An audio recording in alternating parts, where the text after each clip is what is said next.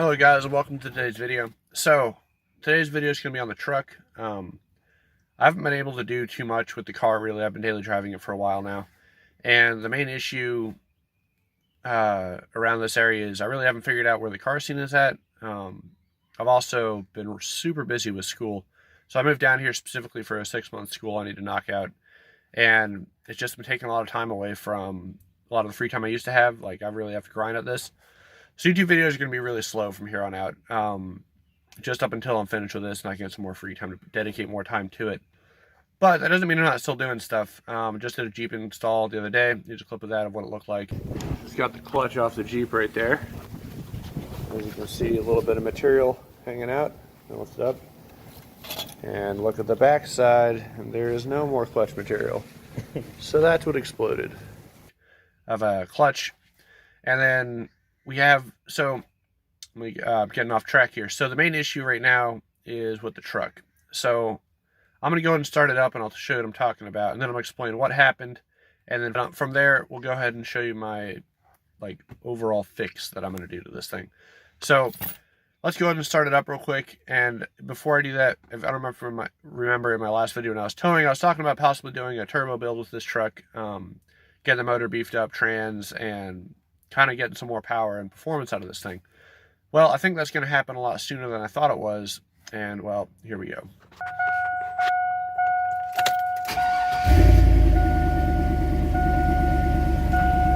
Alright, so thing is off. We're at, officially, it says 233,000 miles. It was cut down by about 20,000, so we're closer to 253, give or take. So let's see if it's making noises or not. But as you can see, oil pressure is still solid. It's cold. It'll drop a little bit, but not too bad.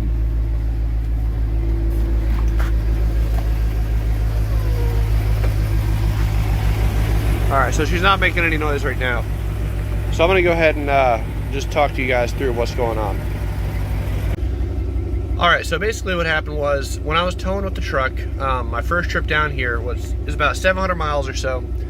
And since I've done the rear main seal and all the rest of the seals, I've had zero oil leakage. It hasn't dropped on the dipstick, and it's been pretty solid. So I kind of got overconfident with the truck. I went the full trip. Stupid, I didn't check the oil the entire time. When I got here, the low oil light came on, and that's not good.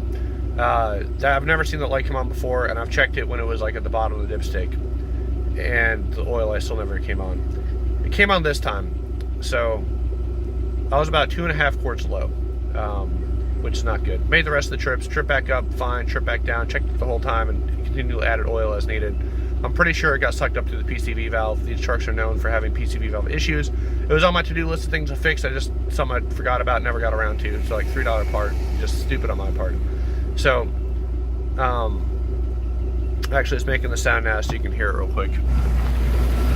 All right.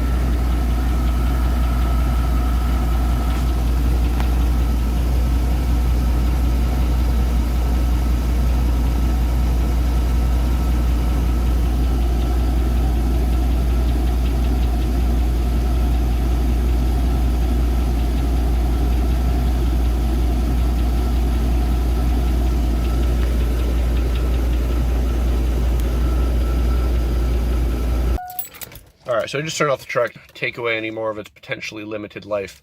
So as you can hear, that's definitely some tapping going on. I thought maybe it was a lifter. However, I looked at how lifters work, and they work by lifting up the pistons, lifting up the valves and pushing up the push rod, which then in turn moves the rocker arm and adjusting the valve. So if it was a stuck lifter, I'd usually be having some form of a misfire or some kind of other issue like that.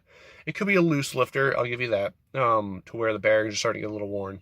It's possible. But again, this motor has 255-ish thousand miles on it. And at least to my knowledge, that's when I bought the truck. The previous owner said it was getting toward the end of its life. I got another 30,000, 40,000 miles out of it almost. So I'm happy with that. But that sounds to me like a knock of some kind, whether it's bearing wear or something else. I don't know. I also drained the oil. I sent it off for oil analysis that it's yet to be returned. Hopefully it does get returned. It wasn't lost in the mail somewhere. but there's also some pictures of what the oil looked like, and it was bad. It was very metallic-y. It looked a lot darker in sunlight. With the LED light I had, it has more of a gray tinge to it, which is obviously not good bearing wear. So I definitely messed up. The motor's probably on its way out right now. Fresh oil is in it right now, and it's not helping too much. The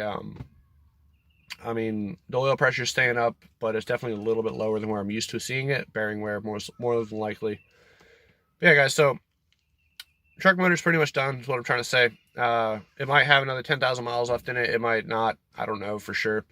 But I do know I need this truck to be able to tow my trailer and everything back up to where I'm usually living at back in North Carolina from here. So with that in mind, I'm like, all right, I'm going to put a new motor in it. So I went ahead and priced out everything it would do for me to get this motor built that's currently in the truck. And the biggest issue I have is wait time. So I could buy another block and then get that one built and then sell this one when it's done, make back the cost, pretty much break even, would be solid. Thought about that. Then I ran across something else, and that's the motor that's currently under that bag in the back right there. So that's the motor that's going to be going in the truck, and I'm going to take you guys back there to check it out in a second. Pricing it out, pretty much all the machine work, getting new pistons, rings, all bearings and everything. It was going to come pretty close to around maybe $1,100, $1,200. And then I also wanted to do a new water pump and everything else, a bunch of other external stuff that would cost it up. But all in all, it'd be about $2,000.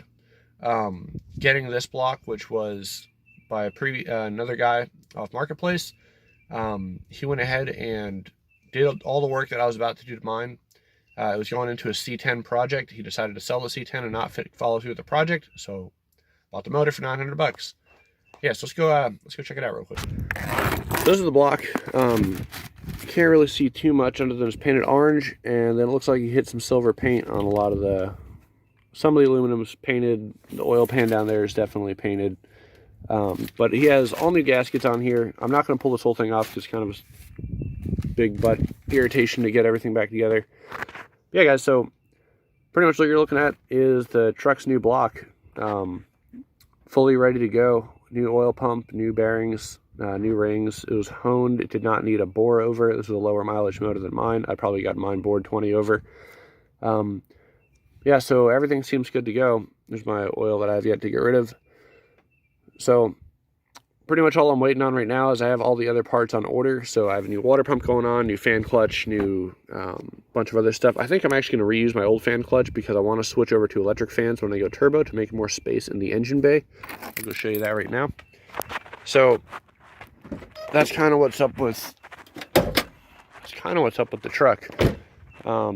Car's still doing great, no issues. It needs a wash pretty bad. It doesn't come through on camera too bad, but it's just not having a garage has really been irritating.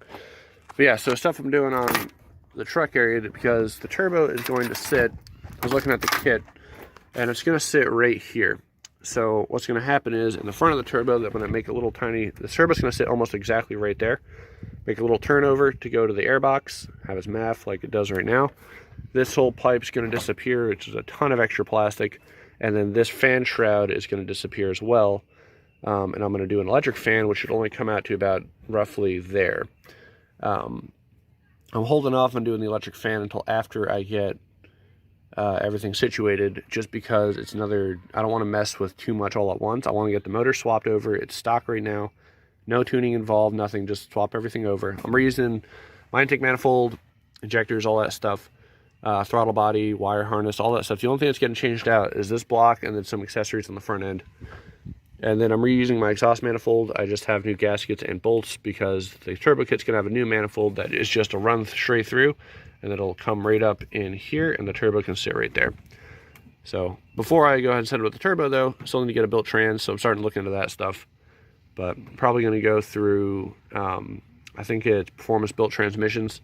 They have a level 4 that's rated like 800 horsepower, and it's what they suggested for towing with the triple disc torque converter. So it's going to be a pretty sick setup, in all honesty. I'm probably going to hang on to this block. Might sell it, I don't know yet. But I might hang on to it and build it with tougher internals, just in case the one I put in it isn't up to snuff. But the end power goal for this is around 450 torque is what I'm looking for. And wherever the horsepower lies, that's where it lies. I'll adjust it based on the torque number because that's what usually likes to mess up stuff. So, yep, that's pretty much the truck stuff. So anyway, guys, thanks for watching. Unfortunately, there's no real action to this video. I need to figure out something to do around here video-wise, but like I've been saying, it's super busy. At least I've been super busy and just not able to dedicate time to like really goofing off with the car and the truck. So truck's down, not really down, but kind of down. I don't want to take any extra miles off of it if I can help it, just because I may need to tow the trailer a couple places still. I might still need to do stuff with this thing. And so it's retired from daily driver duty until I get the new motor in it. The car's been taking over that and it's been doing fine, except for around town. It's like 40 miles an hour everywhere, which is sucky because it's just city driving and I've been getting like 8 miles to the gallon of that thing, which it's not great, but I enjoy it. Definitely getting some well-needed love. It hasn't been driven a lot in a while. So anyway, guys, thanks for watching. Hope you enjoyed the video and have a great day. Stay tuned for more truck stuff, which is what's going to be the main focus until I can get the motor done. Once that's done, we'll start looking at the car again, but truck's a priority because it's definitely more of a work vehicle than the car is. So as I said for the third time now, thanks for watching. Leave a like, comment down below, and I'll see you in the next video.